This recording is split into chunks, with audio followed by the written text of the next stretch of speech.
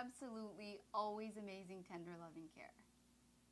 Hi, my name is Jen Zelter. I'm with Dignity Health Northridge Hospital Medical Center. And when we look for a service, we always look to see how the company is going to work with the patients. All of our patients are different.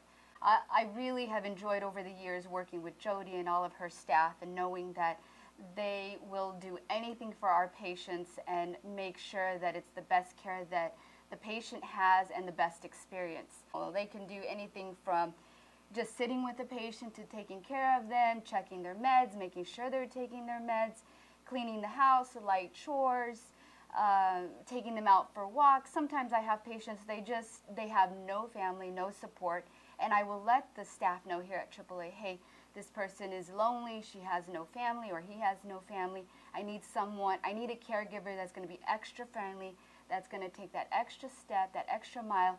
I mean, it's an array of services that AAA TLC offers, and I think it's a phenomenal service, and we are lucky to have them as a supporter for Dignity Health Northridge Hospital Medical Center, and know that it's just a phone call away, and I know that I can call them at any given moment and never have to worry that they're not going to have a caregiver or they're not going to have the right caregiver.